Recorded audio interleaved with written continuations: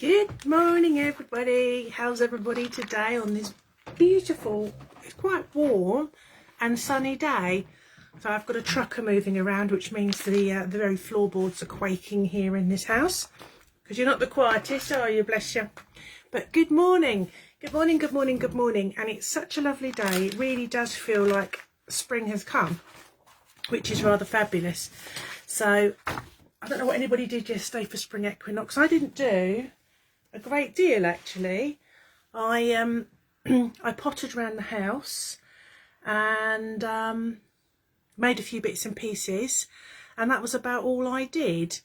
Well, that said, I did do some bits and pieces. I did some bits for today, so I suppose that counts. And I just realised I've lost my biscuits. I made some biscuits. I didn't buy them. I bought some biscuits. I don't know where they've gone, which is a shame because they are rather lovely biscuits. Anyway, so a sip of my tea. So obviously yesterday was spring equinox, and as most of you know, spring equinox is the time when the sun and the dark, the light and the dark, the day and the night are in equal balance. Obviously it comes from a Latin term, lots of our things do, but it's about balance and harmony, very much like the autumn equinox, when it's the other way round, when that is also about harmony and balance and things getting back into balance, back into harmony. So it's a time of light and dark. So for now, it's, you know, the sun is returning, and you know the days are going to get longer. Obviously in the autumn equinox it's the other way round, that the dark is returning and the nights are going to get longer. So that's what happens there. So this has traditionally been a point throughout the year along with the solstices, and I think I'm correct in saying that these are particularly druidic, and they're druidic. So I'm trying to get my video up here so I can see any comments as they come in, because I do like to reply. I'm just faffing. I just like to faff. You know, I like to faff on a Sunday morning. So, but I can't get them up. Why can't I get them up? Anyway, so that's what we're going to do today. Later on, I'm going to do a little spring equinox ritual with you. But first of all, I'm going to be talking to you about Blodeuwedd. Now, you're going to have to excuse my Welsh pronunciation here. I'm not Welsh, and my friend Riti, good morning Mark, Ostara blessings to you in Derbyshire, nice to see you here. Ostara blessings from Kent to you, my friend. So I oh yeah, my friend Riti, who lives near Cardiff, bless her, she had to coach me through a little bit of the pronunciation. And good morning, Gary. Happy Ostara to you too, my lovely. So she had to coach me through a bit through the pronunciation. So if it's not perfect, it's not Rita's fault, it's my fault. So obviously it's the spring equinox. We'll come to that in a little bit. But today I'm going to talk about Blodeuwedd. Now there's some debate amongst my friends how that's pronounced, but my Cardiff advisory team is saying Blodeuwedd, so that's what I'm going with.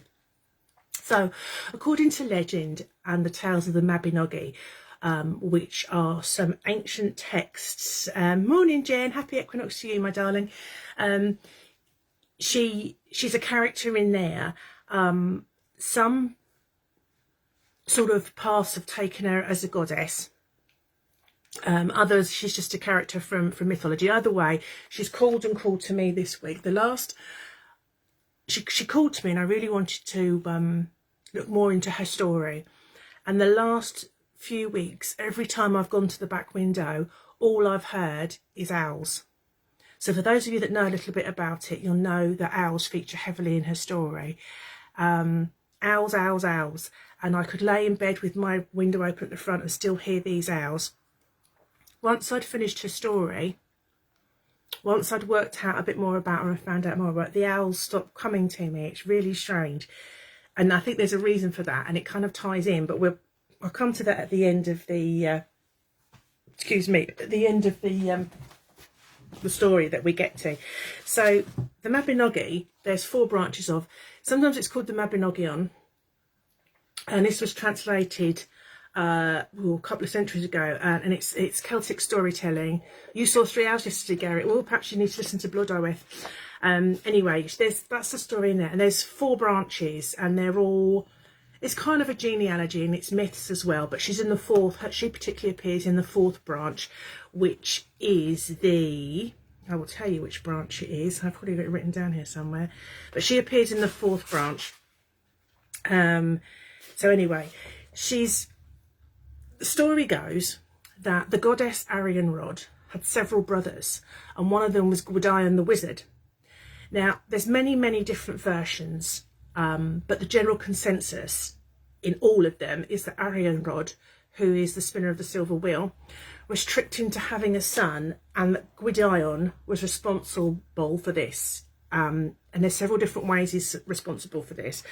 Some stories say that he's actually the father and tricked Arianrhod into sleeping with him to create this baby. And because he's a wizard, other stories say that he did it by magic. If you think of the Greek mythology and the Roman mythology, you've got, kings and gods there tricking people and sleeping with cows and all sorts of things. Good morning, Faye. So nothing would surprise me. So bearing in mind he's a magician, there's a strong theory that there's magic at work. So the story goes that what he did was her virginity was called into question. So to test her virginity, she has to step over his wand to prove that she is a virgin, which she's saying that she is. Now, at this moment, she steps over this wand. She gives birth to a baby that, however, is generally, this is Gwydion has put this baby there. However, he's done it. So obviously, she's shocked and she's shamed and it's abhorrent to her. So Gwydion takes the baby and takes him away, brings him up as his own. So in some stories he steals him. Either way, Arianrhod, as you can understand, is a little bit peed off here. She's absolutely furious and she invokes a Tanyet. Now, a Tanyet is, again, sorry about the Welsh pronunciation there, it's spelt tinged, but it's Tanyet, and it's a bit like the Irish Gaius curse. She curses him with 3 curses. The first curse is that he will not have a name. She will not name him. She will not give him a name.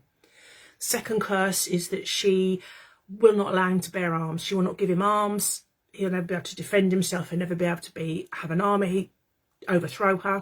And the third curse is that she can't marry a woman from Earth, a mortal woman. So off they go. Gwydion and I think it's possibly his brother or his cousin Math in some stories. Off they go, and they bring up this child who has no name, has no right to bear arms, and has got this future of not being able to marry anybody. He's cursed. So a little while later, Gwydion, under probably a, what do you call it? I can't think what it's called.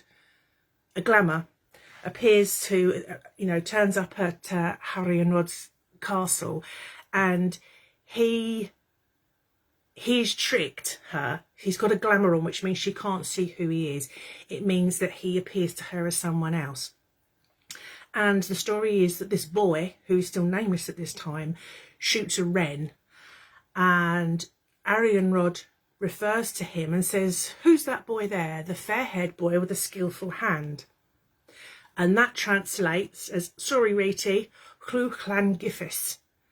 And that way they have tricked Arianrhod into giving this child a name. So henceforth he's known as Clw Clan Giffis. Clw is what I should refer to him as, because it's a struggle, I won't lie. So the first curse has been overcome. So some while later, again they trick her, whether he uses a glamour, a magical thing that he appears as someone else, and they pretend to be musicians. Well, what Gwydion does now is he makes it look as though an army is coming towards Arianrhod's castle. So all of the men, all of the women, they gather arms and they get ready to fight this army, which is actually like, "Morning, Lonnie." which is like it's effectively a ghost army because it's not real, it's just an illusion. So Gwydion is with Llw, and Llw says, I have no arms, I've never been given arms, I can't bear arms. Now you'd think at this point Arianrhod would go, But she doesn't. She says, oh, you can bear arms for me. She gives him arms. Curse 2 of this Tanyard is overcome. So, and then obviously magically this army disappears and she realises she's been tricked again. Now she's pretty peed off, you know, you would be. I mean, why she's taking it out on Llw as opposed to Gwydion, I don't know. But this is a time of that, you know, revenge happened, and it's very much Old Testament in a way, an eye for an eye, a tooth for a tooth. Although this is rewritten in the 12th century, so this might have come into play. So for the final part, it's a little bit more difficult. He can't have or marry a mortal woman. It doesn't happen for him. So Gwydion and his wizard and magician cousin friend Math decide to create a wife for Llw.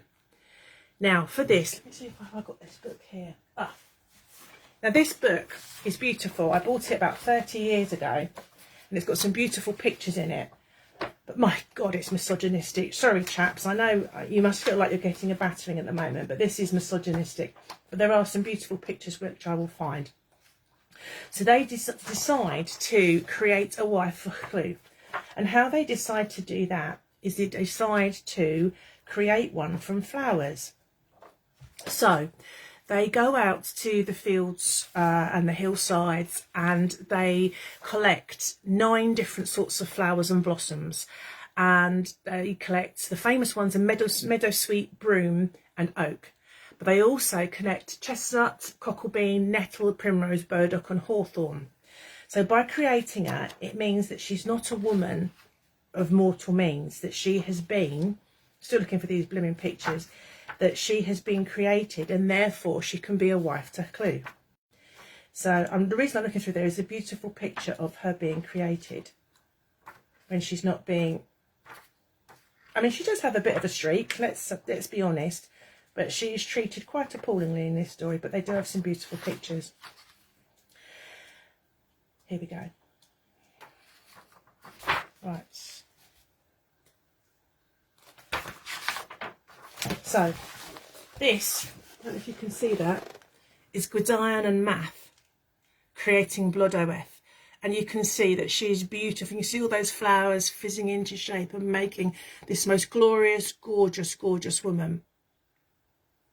Morning, Soph. Morning, my little darling. My beautiful girl. So then they called her Blodeuwedd, which is Welsh for flower face. And she's purportedly the most beautiful woman to ever exist. Knowing that they thwarted Arianrhod's 3 curses, Gwydion and Math are sitting there and they're thinking, she's going to be really, really annoyed with us now. So they then created more magic to make sure that Llw could not be killed. So Llw and Blodeuwedd live happily ever after at Mar Castell, they think. And Llw went off visiting his kinfolk on some business. Well, a hunting party came by.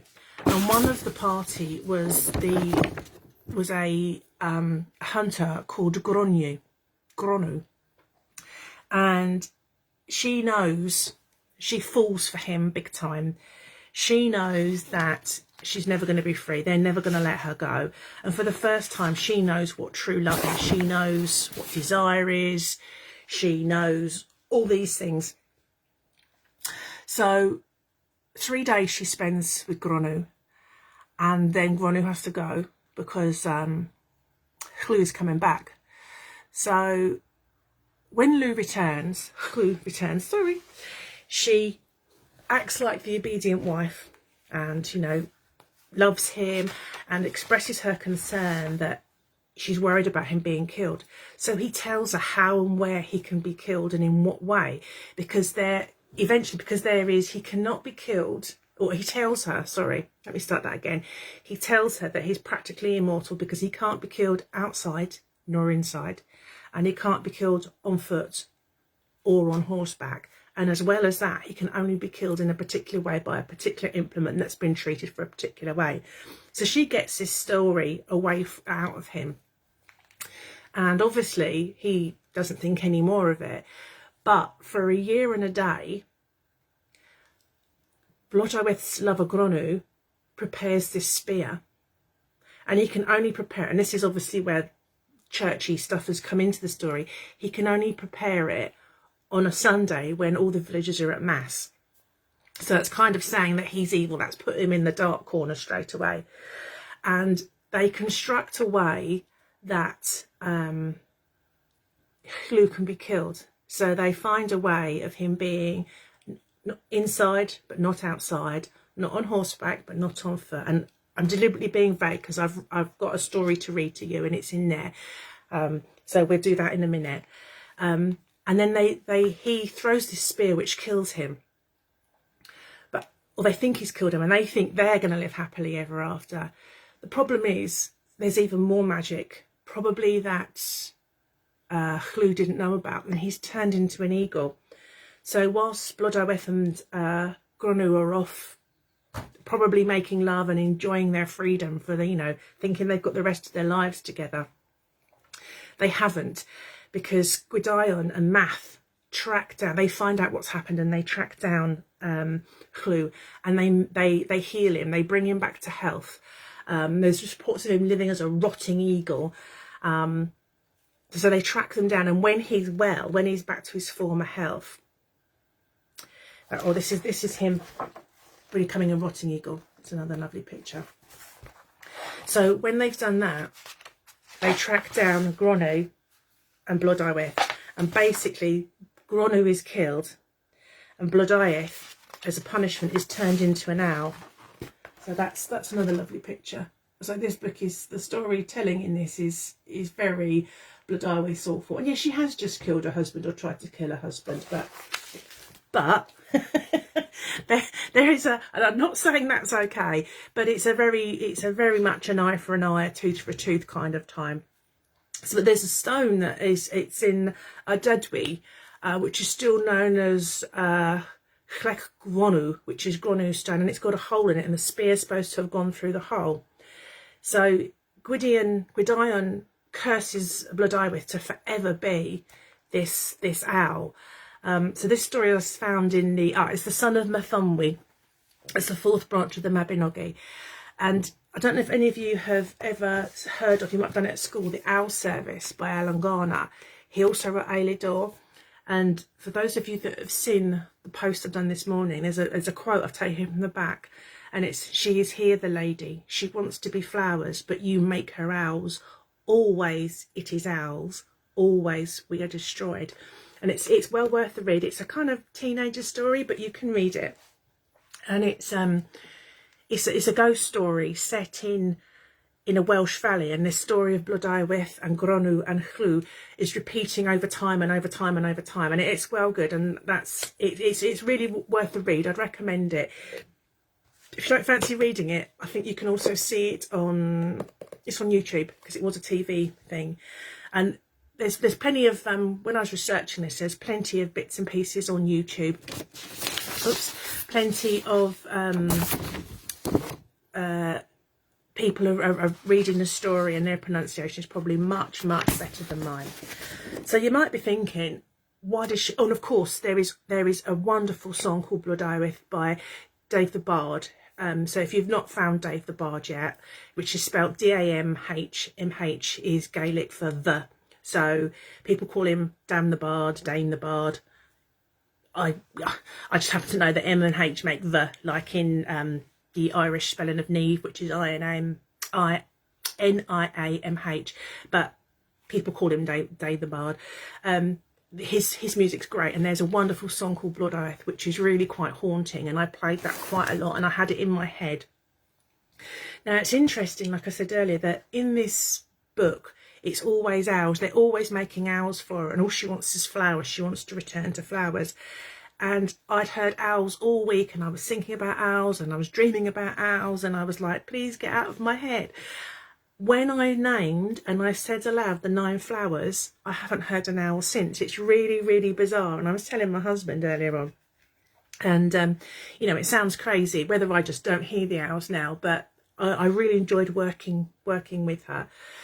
So the reason I chose, well, I don't think I chose Blodeuwedd's story. I think Blodeuwedd chose me this week. Is the dual themes, and I thought that was perfect for spring equinox. So you've got the hunter and the hunted. You've got life and death, literally life and death. The balance of power. Who's got the power? Who's using it? Are they using it right? Are they using it wrong? The light and the dark, the day and the night. Wisdom and ignorance. You know, not knowing things and knowing things, and how people to use that. And of course, men and women as well, which, you know, is a dual theme. And, you know, the spring equinox has got cyclical themes of life and death, season passing, waiting for a year and a day, death and rebirth. And in some stories, she's referred to as the May Queen. And especially in the Dave the Bard song, she returns as Samhain as an owl. So I think they all tie in. Obviously, the owl represents wisdom and knowledge, change and transformation, intuitive development, and trusting the mystery. There's also death attached to an owl, which isn't always death in the final dead sense, but also in the new beginnings and higher perspective of things. So owls, and I read as well, owls quite often appear when you're being asked to trust and listen to your intuition. So that might have been my lesson for the week, is to trust and learn to trust more greatly my intuition. So and there's also, the other one I was going to mention was The White Goddess by Robert Graves. Again, that was, I think this is 50s, but it's there's quite a lot in there if you're looking for information about the stories of Blodeuwedd. Those places to look. Now, I've got a story for you. I'm going to have to read it from the I can't remember this, it's quite long. So, are you sitting comfortably? And then I'll begin. So this is called Flowers and Feathers, and it's from Blodeuwedd's point of view. Bit of a trademark, I know, but yeah, this is called Flowers and Feathers.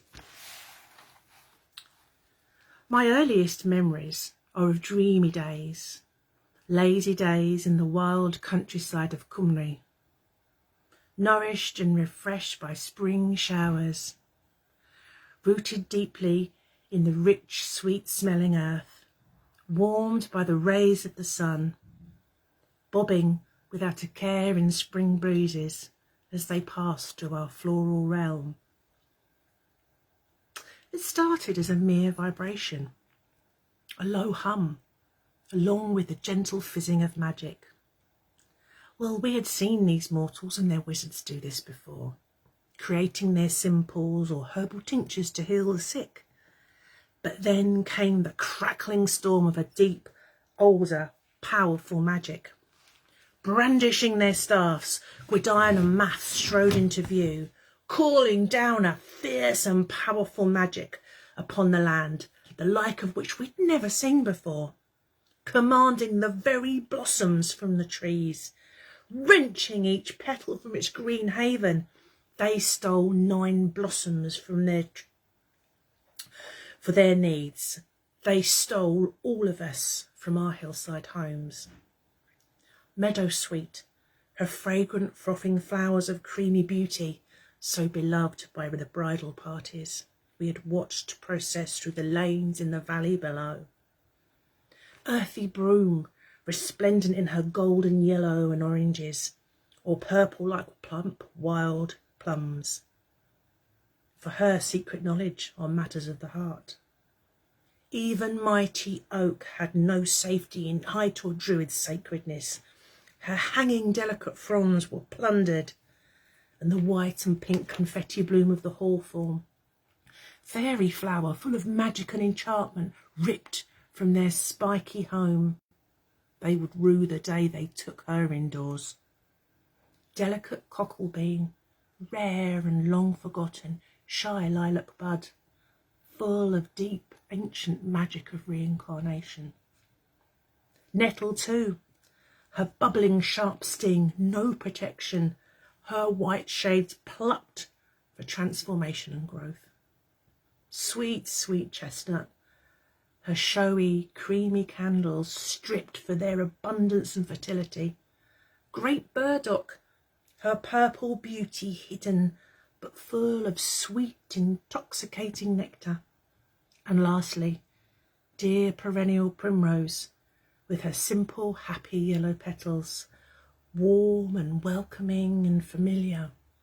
We were all taken from our green home, taken to their castle, built of clay and stone and brick, whispered words and commands, had us splitting and breaking, rending and ripping, flying and falling, stretching and blending, until we no longer knew what we were, until we became me.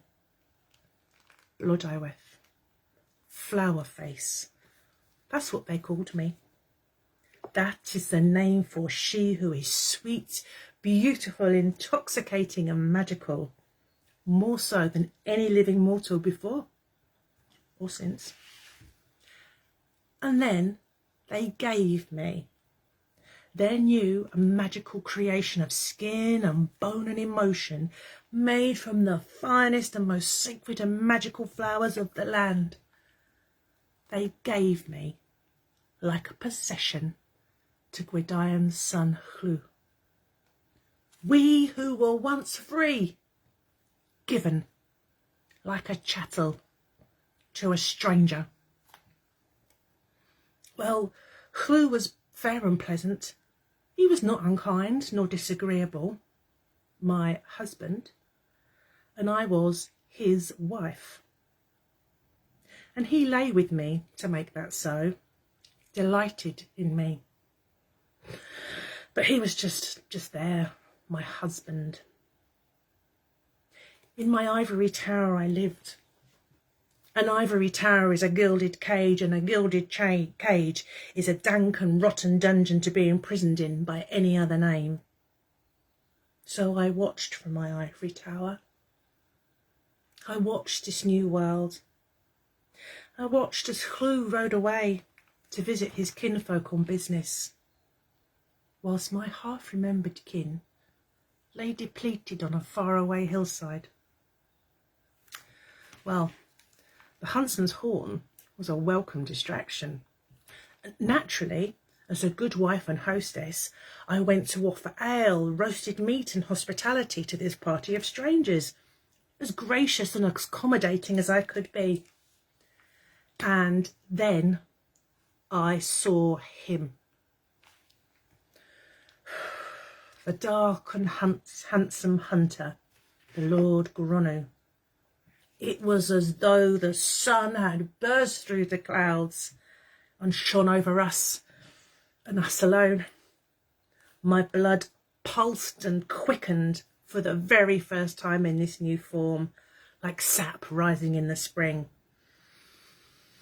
For the first time I felt desire course through my veins, and I saw it reflected in his eyes too. Well, far from home, the hunt party needed to rest. I asked him to stay. I asked them to stay. And stay he did. And lay with me he did.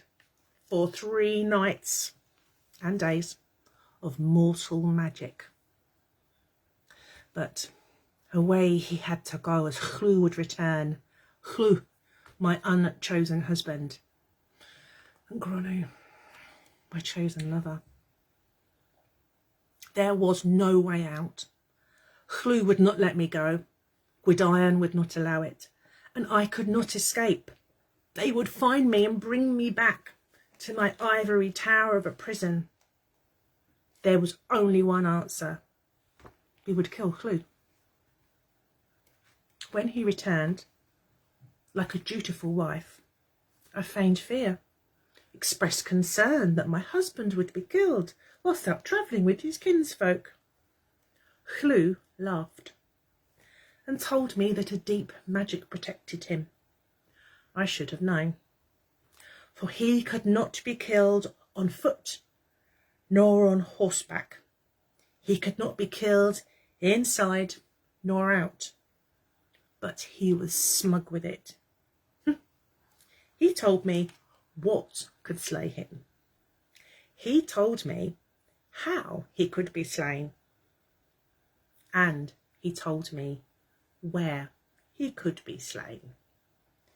He told me, and I told Granny. For a year my lover waited. For a year my lover readied his spear.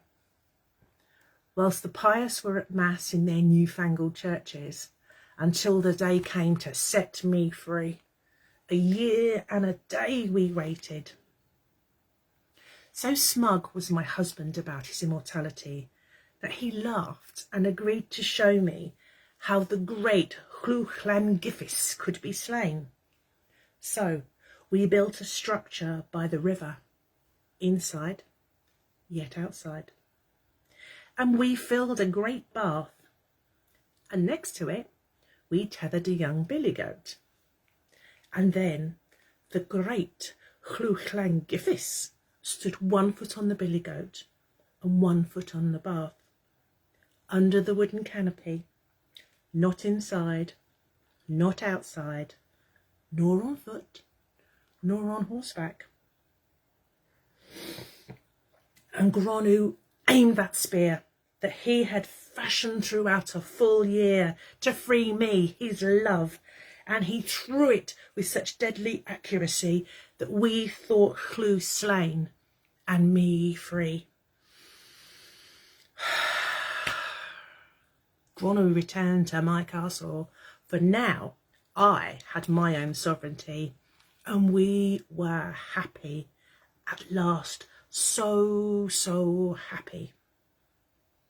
Cruel, you say? That's as maybe, but tell me, is it crueler than creating me and keeping me prisoner in my ivory tower? No crueler than giving me to a mortal I did not choose or that I could not love. No, no crueler. What I did not know, what I could not know, was that Llw was not slain. That deep magic had turned him into an eagle. A rotting, barely alive eagle, but an eagle nonetheless. And Gwydion, his father, the great and powerful wizard, tracked him down to an old oak tree and rescued him, along with Math the magician, and for a year and a day they nursed him back to health. And then they came for us. And Llw, as strong as before, protected by even more magic, slew my lover Gronw with his own spear, made so sharp and powerful that it pierced the stone that shielded him. Tell me that was not deep, dark magic. Into the night I fled with my ladies, up a steep and winding mountain path. Oh, my ladies, they fell to their deaths, and in the darkness I reached the top alone and found myself trapped as Gwydion pursued me to the last. My lover dead, I waited to join him, to lie in the sweet earth again. But Gwydion knew this, and instead of death and oblivion, he spat forth a fearful spell. Blodeuwedd, I curse you! You of flowers and beauty shall be no more. Never again will your face be seen by man. Never again will you see the daylight. You shall haunt the night and hunt in solitude in the darkest hours. Alone and hated, a hunter shunned by the birds. I turned from his magic, but so it was. My arms became feathered wings. My gentle fingers twisted into cruel talons.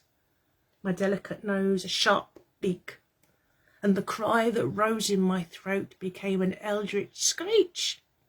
And I swooped down the mountainside, a flower-faced hunter, doomed to solitude and the darkness, never to see the sunlight, never to return to the sweet grass of my hillside, never to see my flower kin as they slept beneath the moon.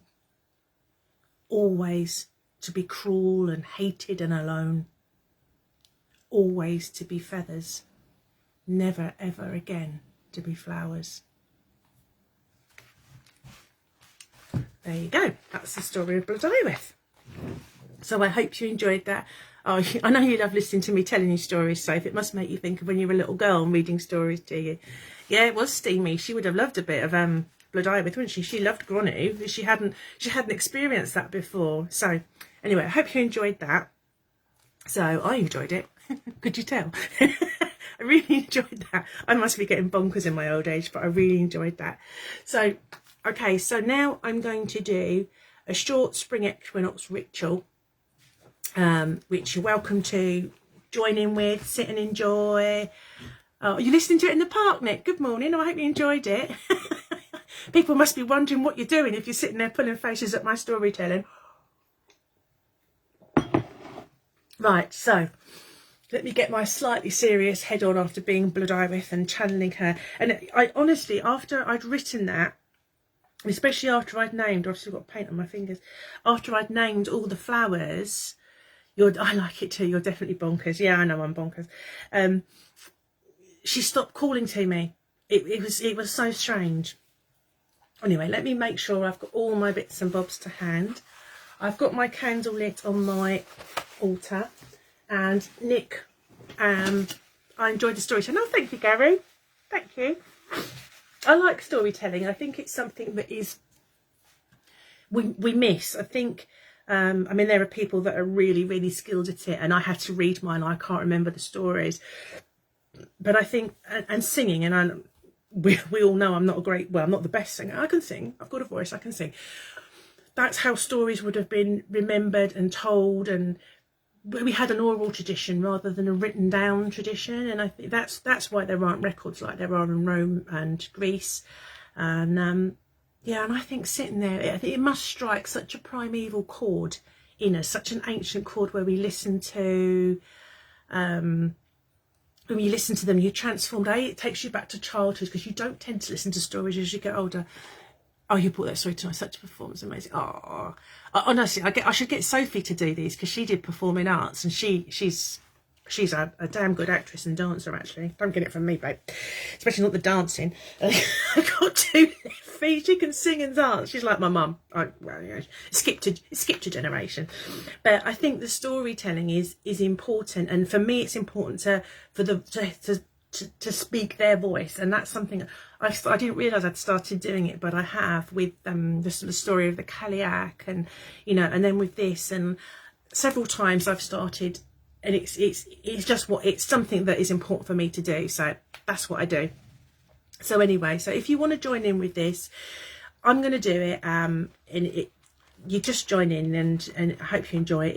It's not super long. It'll only be about 5 minutes. So,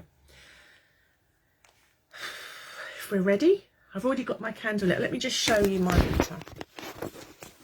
You see my altar?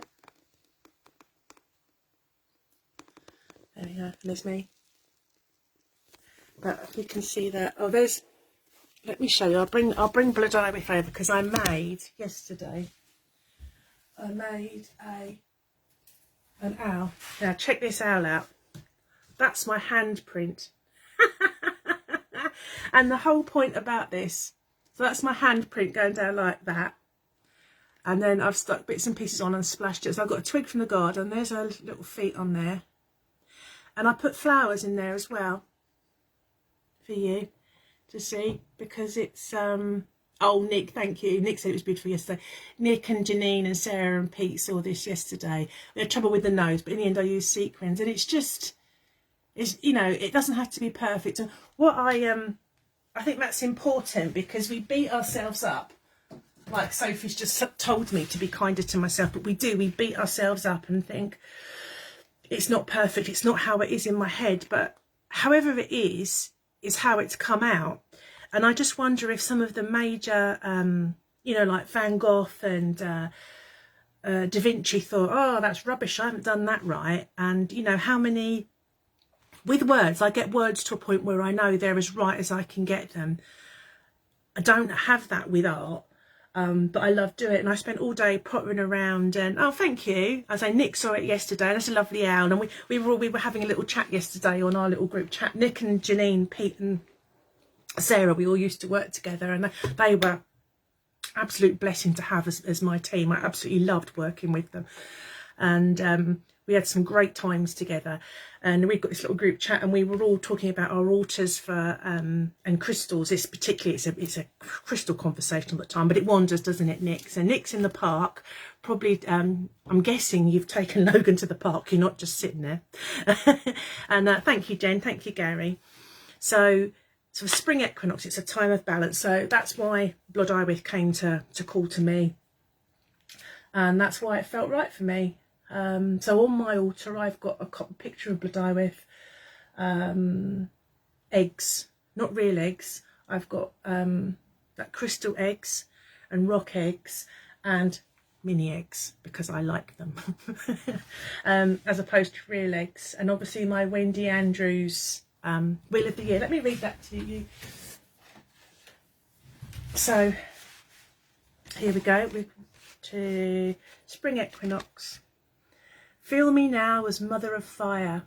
I am the warmth of spring. My light brings forth abundant growth. I hold this time of balance when night and day are equal. Pause a moment here and then step with me into the light of my golden rays. Feel my presence. I am passion and strength.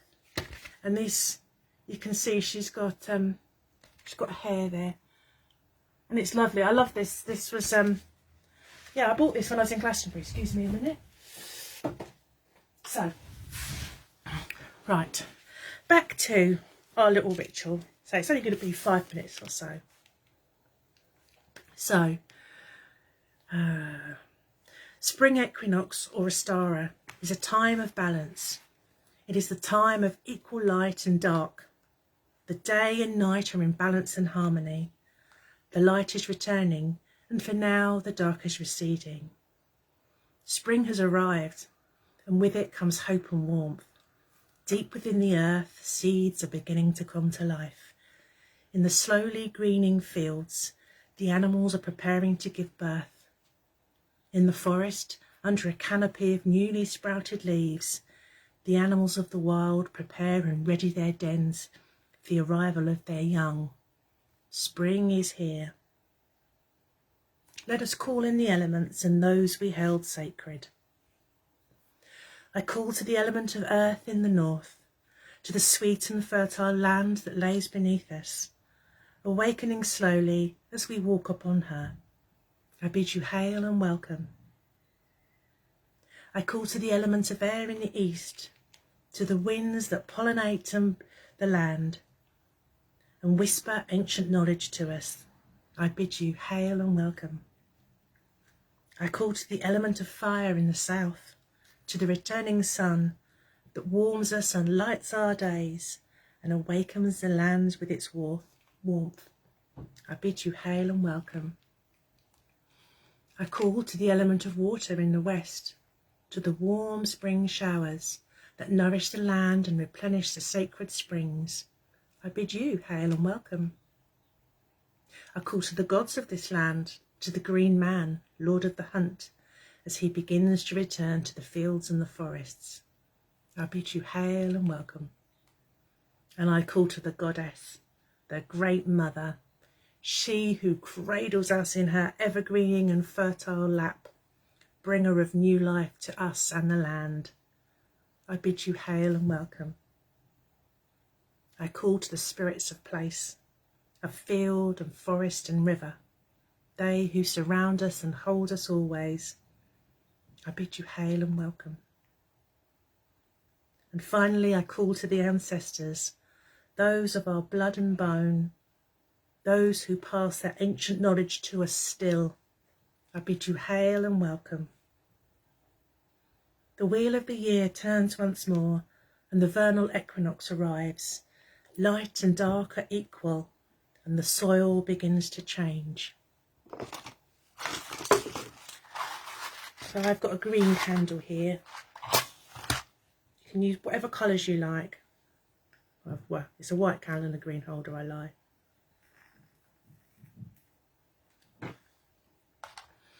This green candle represents the earth.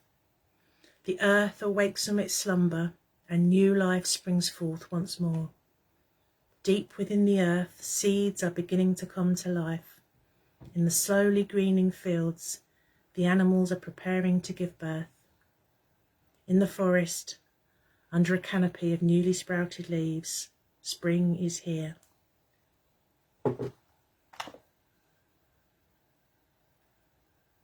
Now a yellow candle.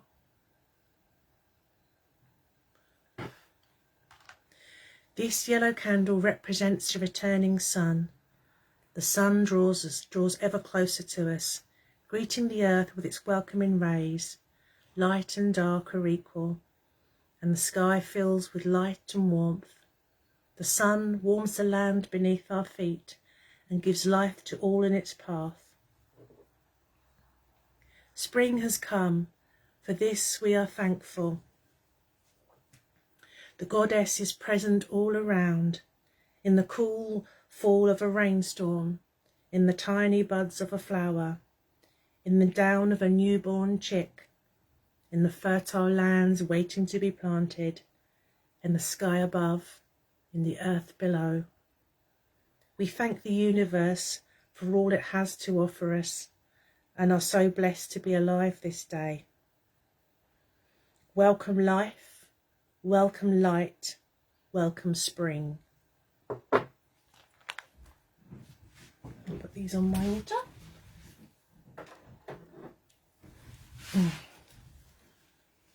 To give thanks, we're going to make an offering, and to give thanks for the fertility we are blessed with, not just of our bodies and the earth, but of our minds and our imagination, our projects and our enterprises. So to do this, I'm going to mix milk and honey.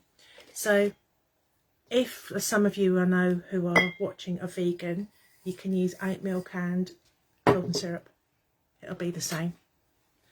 So honey and milk.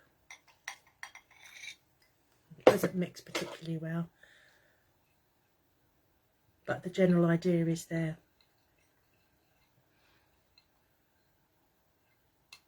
Mix it in. So we mix milk for prosperity and abundance. That is the meaning of milk and honey. And mine doesn't want to blend in, but it doesn't matter. So what I've also got here is, if you can see those, I've got some eggshells. Again, obviously if you're vegan you can't do this. Well, you can do something else instead. I'm going to just crush them down. If you grind them right down, you make cascarilla, which is a magical powder. And it also helps with the, I think it's potassium, and as it nitrogen, it puts back into the soil. But anyway, it's good for that. So, and I've only ground mine down roughly because they're, I can't see, because they're going into here. So they're going into my little pot as a blessing, and particularly for Easter with fertility and the cycle, I think that's a good thing. And then I've got a little pot of soil, which I gathered about 30 seconds before I ran upstairs. I went, soil! So, these seeds, you can put whatever seeds in. These are some little free seeds I got with a coupon for Yo Valley yogurts. But put in what you like, and it's about the intent. So if you can't actually do this, imagine doing it. I know Jenny always says it's about the intent. And there's, if you can see, where's the camera? There's a few seeds in there. No, I can't bend it enough for you to see. But anyway, so I'm just going to put those on the top. I shall use some later. And then a little bit of soil on top, and then I shall water them. But before I do that, so I've done that. I've got my milk and honey, which I'm going to pour into my... Right, so I've got my milk and honey for blessings of prosperity and abundance. And while I've got it, I will say to you, my friends, may you never thirst. Oh, that tastes nice. And somewhere I've got some cookies, but I don't know what I've done with them. So I've got a mini egg instead. So I'm going to put a little bit of my milk and honey in there, just a tiny bit, and my mini egg. Tuck that in. May you never hunger. I make these offerings to the earth, symbolised by these seeds in this soil taken from my garden, and the rest will be given to the vegetable beds as a thanks for many blessings I have received and those I am yet to receive. There's a short prayer honouring the goddess of spring. Hail and welcome, green life returns to the earth, blooming and blossoming once more from the soil. We welcome you, goddesses of spring, Ostara, Persephone, Flora, Sibyl, in the trees, in the soil, in the flowers, in the rains, and we are grateful for your presence. I give thanks to the ancestors, those of our blood and bone. I bid you hail and farewell. I give thanks to the spirits of place, of field, forest and river. I bid you hail and farewell. I give thanks to the gods of this land, as he begins to return to the fields and forests. I bid you hail and farewell. I give thanks to the element of water in the west, for nourishing us with gentle showers. I bid you hail and farewell. I give thanks to the element of fire in the south, to the returning sun, for warming and awakening us. I bid you hail and farewell. And I give thanks to the element of air in the east, for their gentle life-bringing winds. I bid you hail and farewell. And I give thanks to the element of earth in the north, to the sweet and fertile land that awakens. I bid you hail and farewell. Blessed be. That just remains for me to put these on my little altar. Just out of sight, which is a bit annoying. And there you go. So, there you go. They're now on my altar with my candles. And there I am. You can't see me because of the light. So, that's my little ritual for today. And that's pretty much me for today. So, thank you for joining me. Take mini eggs. Oh, well, hang on a minute. Let me read this. I think the PTB? What's PTB? I don't know what PTB is, Jen. I think the PTB appreciate our devotional efforts, our stories, poems, art and dance. They don't need to be perfect. It's a time and devotion. It definitely is, which is a result. Sophie, mini eggs. I know, me and Dad ate them yesterday. Beautiful. The sun has come out as you read this. Oh, I love the mini egg. And Jen's saying she doesn't feel as odd about a hot cross bun ritual. Yeah, we've got hot cross bun ritual in a little bit of time. Blessed be, lovely. Oh, thank you, Nick, as well. Thank you. So I hope you find harmony and peace and, oh, powers that be. Yes, of course, Jen, powers that be. Yes. Do you know how much soil you can get if you tip some soil over? I've got soil everywhere.